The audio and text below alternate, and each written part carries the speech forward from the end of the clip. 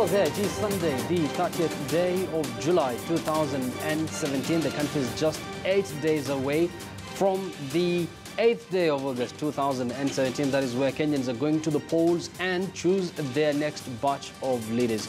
A very good afternoon once again. My name is Yusuf Ibrahim. This is the campaign edition of Choice 2017, where we're going to make sure you don't miss anything as far as the campaign trail is concerned. President Uhuru Kenyatta and his Jubilee brigade are at this moment in Tala. They're also going to tour Murang'a, then Embu counties before embarking to Nairobi. They're going to hold a major prayer rally right here in Nairobi's Uhuru Park. NASA leader and presidential candidate Raila Odinga, together with his NASA brigade, are at this moment expected in Nakuru. Our reporter's Jeff Kirui is on the campaign trail of Jubilee, and Victor Gale is going to tell us more shortly on what is happening in Nakuru as far as NASA's rally is concerned. But top on our program this afternoon, the Third Way Alliance presidential candidate Dr. Uhuru Kenyatta is now calling upon the Independent Electoral and Boundaries Commission, that is IEBC, to come clean on the exact number of ballot papers printed by the Al Ghurair printing firm.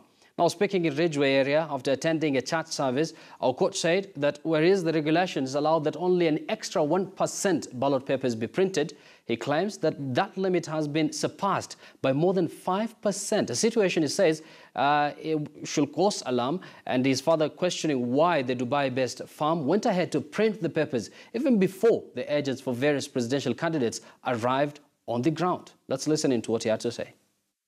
My presidential agent on the ground still maintains that there is no way of establishing what could have happened prior to 27th of July 2017 when they arrived there, because of the simple fact that the due diligence team had not arrived on site, and yet the printer confirmed that the bulk of the work had been done. The CEO of Al Ghurair did confirm in the plenary that 95% of the work had been completed by the time the meeting was taking place. Further, the entire printing work was completed by midnight on the same 27th day of July 2017, which was the same day that the diligence team arrived in Dubai.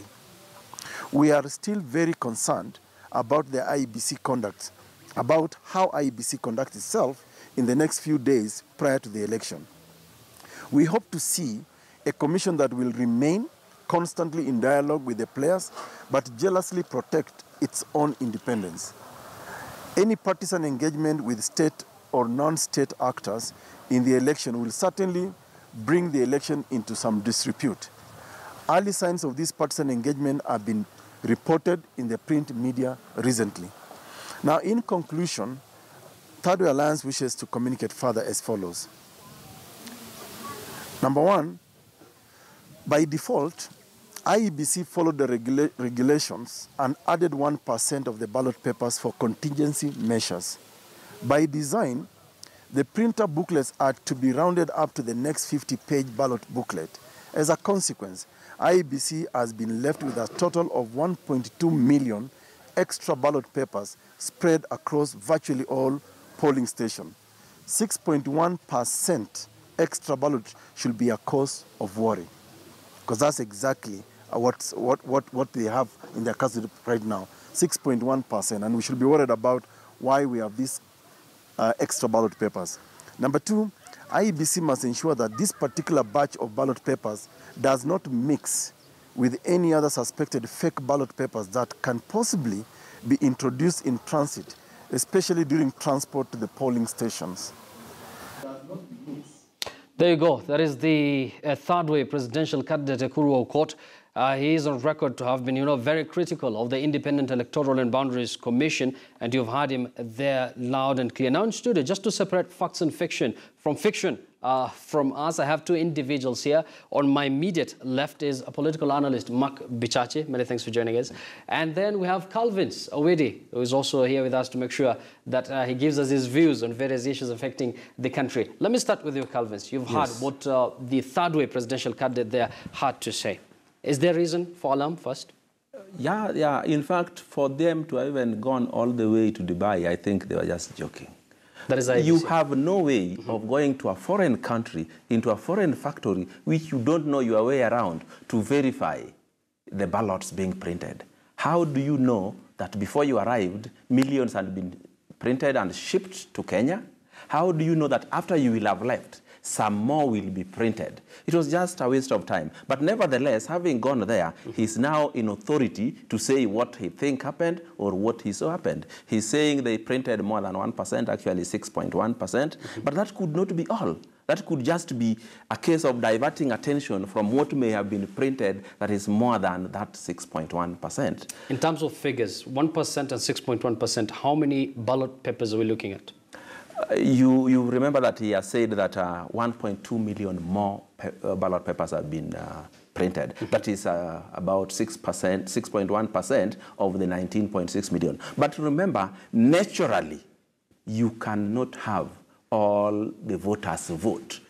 So printing the number of registered voters and adding another 1% is already too much over and above the ones we expect to use, including the ones that will be spoiled. So I think printing more than 1% is mischievous, and it's taking us to a route of beginning to think that there is some mischief being played by IEBC and whoever else they are working for. Once again, Mark, IEBC has been very much silent. They're not very clear on what is going on in Dubai, that is as far as the printing of ballot papers is concerned. Do you think this, once again, is going to give room for speculation? We're just 8 days away from the D-Day. Of course, and this is why I keep telling IEBC that they need to learn how to communicate. And they've improved over the few weeks, but they need to improve even further, because there are two issues about this particular printing debacle. The first part is 1% of 1.9 million is not more than 200,000 ballot papers. So when you get to the figures of 19 million registered voters. 1% of 19 million registered voters is 190,000. So let's round it off to 200,000. So when you're doing 1.2, you're 1 million above what is required by law. So that's the first part. The second part is, how are you going to account post the election for these particular ballot papers that you gave out in excess, and how is that going to affect the election? That is where they need to come out and be very, very clear. Yes, of course, they're above the limit of the 1%. They need to explain that, and they've explained that they need to print 50 per booklet, and that means they had extra, and that came to 1.2 million. However, they need to come back and say, this is how we account for this excess. This is how at the end of the election, we will know these excess booklets have not been misused. And they're totally silent on that. And the problem with that is you give room for speculation. You give room for Kenyans to say, oh, maybe this is happening, this other thing is happening. It is not necessarily a big deal if you can account for it, but with this silence, this close to an election, it becomes anyone's game. It's not a big deal. We're talking about how many extra ballot papers again? 1.2 million extra ballot papers. That is something that should worry people, right? And it is not only going to be that. It seems among the two protagonists, it's like NASA is much more worried than Jubilee. NASA has to be worried because Jubilee has the influence of incumbency and influence of being running the government. If there was anything to happen to IEBC, say somebody wants to punish them or remove them from office, this has to be initiated by the government of the day. NASA has no power to do much on Jubilee as of now. There is nothing they can do. The worst they can ever do at any given time is go to the streets and demand that they get out of office. But Jubilee is enjoying the influence of incumbency. They can even order IEBC around, using influence, of course, not matters of law. But Mark, I thought IEBC is independent, right? That's my issue, because one of the key things that we keep doing in this election, we keep marrying political parties and the IEBC. This is where we get into trouble. Why I'm saying it's not a big deal, you see, if you're able to account accurately, it's not a big deal. But if you're unable to account, it is a million votes of a big deal. In an election of 50+1, it is a huge deal. Yes. But if you're able to say systematically that each polling station will get 30, 40, 50 extra ballot papers, and this is how this 30, 40, 50 will be used, in case one is because it's supposed to be replacement if, for example, the returning officer tears one badly and things like that. So now there needs to be a clear communication of how will these ballot papers have been used, and if they've not been used, how do you account for what is left? Without that, you create all manner of speculation. Of course, we'll continue with this conversation, and this show is all about political rallies. And Jubilee today are holding several rallies, one in Murang'a, Machakos, and also they're going to attend a prayer rally right here in Nairobi's Uhuru Park. Now, President Uhuru Kenyatta and his deputy William Ruto will attend all the rallies. They come a day after other rallies in Kericho and Trans Nzoia counties. Now, reporter Jeff Kirui has been on the Jubilee's campaign trail, and now he joins us live, I believe, from Tala, and that is where President Uhuru Kenyatta and his Jubilee brigade are expected to address their supporters. Good afternoon, Jeff. And what's Jubilee's clarion call this time round?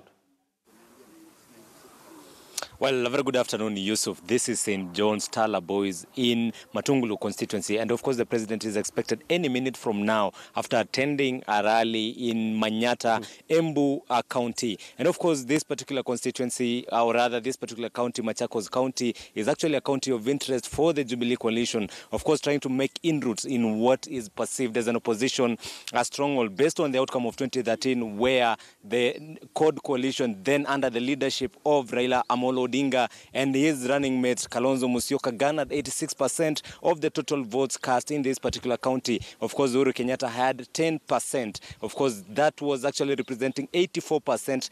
That was the turnout, 84% turnout. And of course, right now I'm being joined by Tom Musau, who is the Jubilee candidate in Matungulu constituency, to tell us what exactly has changed in this particular county. Well, Mheshimiwa, thank you for joining KTN News. This is Matungulu constituency, an area as it is now being governed by an MP from Wiper Party. What has changed? Has people shifted from Wiper Party to Jubilee, or what is your here? Thank you very much. My name is Tom Musau. They call me Tom Tosha here. I'm the candidate for Jubilee for a member of parliament. It is not like it was in 2013. The ground has shifted and the Jubilee has taken hold because the people want development. They are not concerned so much about empty politics without any development. So that is what has changed here. What do we expect the president to address in terms of development? Of course, what are some of the issues, you being the county leader, one of the county leadership, what do you expect the president to touch on that will touch on the common mwananchi? One, in the upper areas of Matungulu, we have coffee. And as we request the other time, that they have debts, which we request that they be written off. We also have, we are grateful that we have received roads, we have the connectivity of electricity, but we also need, like westward, we have a very big area. We need it divided, we need some divisions. So we need more divisions given by the provincial administration. We also have the water problem here. We have Ngalalia Water Project, which is a big project, need funding. The reservoirs have been done, but the piping has not been done. So we request that be done so that people can get the water.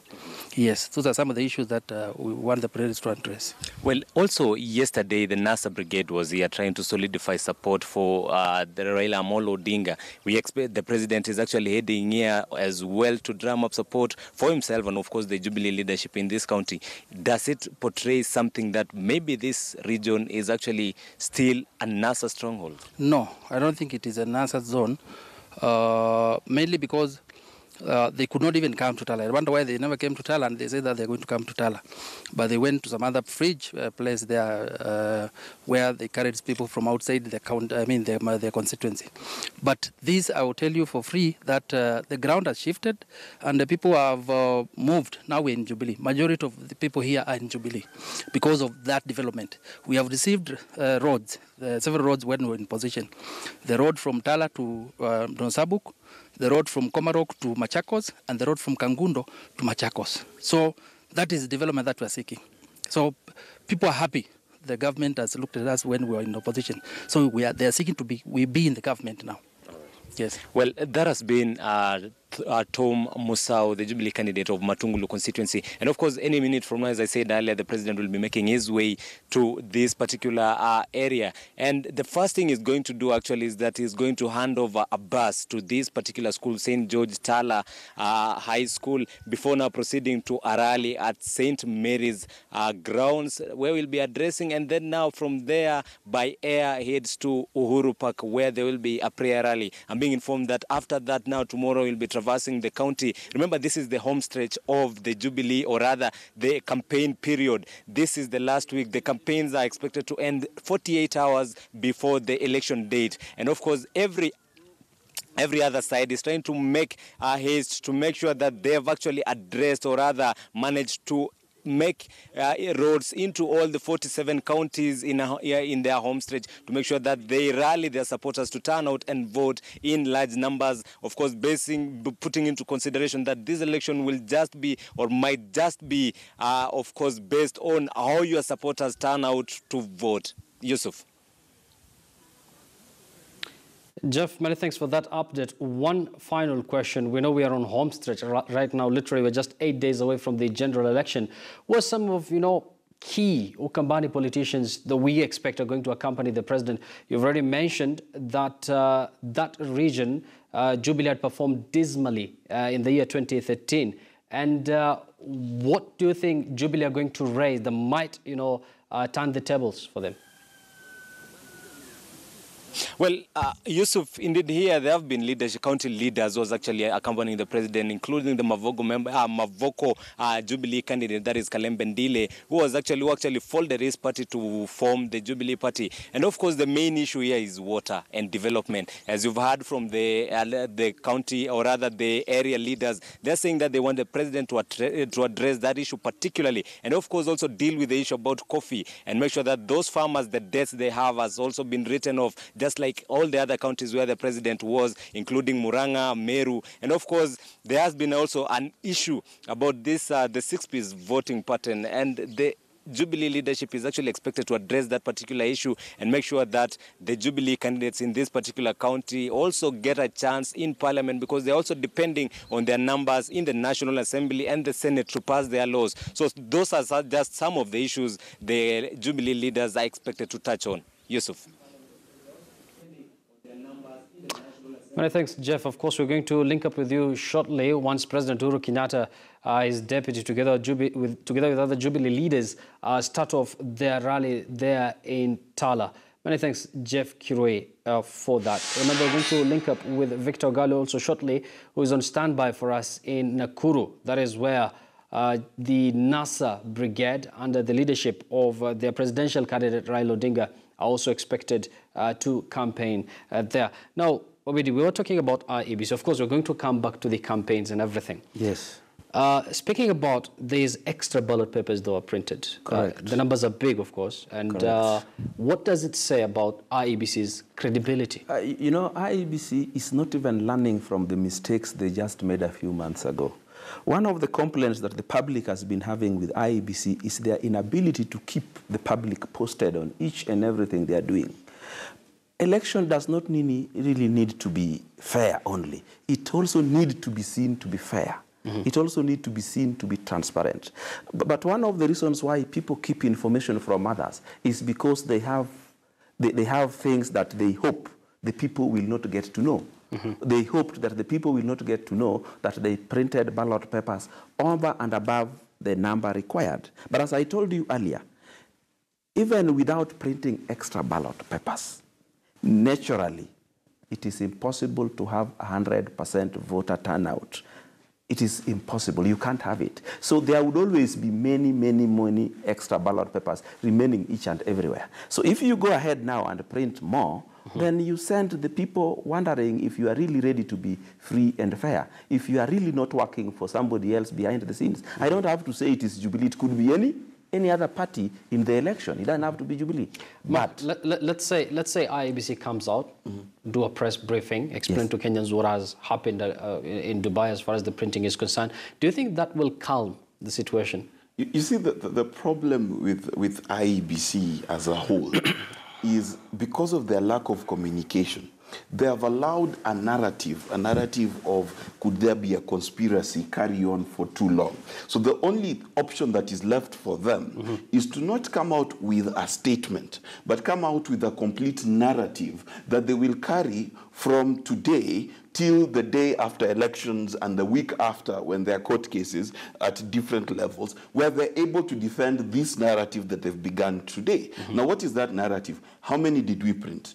How did we distribute? How do we make sure that each of these ballot papers that are distributed are accounted for? After that, where are we storing them? Are they available for perusal after? When I'm running for MP and I'm challenging my opponents, winning or losing, do I have access? Is it bulletproof? That is what they need to do. And without that, what they'll create a situation where everything they say will be held in doubt. And that's the biggest problem there. I think you've both had your comments about IEBC. And of course, the conversation will still continue right here on KTN. This is the campaign edition of Choice 2017. We still have a lot lined up for you, including Nairobi politics, as something that we have been talking about since morning. That is about the contest or the battle for Uasin Gishu, where something very interesting occurred. NASA supporters or NASA leaders, endorsed the Jubilee candidate there. We'll have all that right here on the campaign edition. Don't go too far. We'll be right back.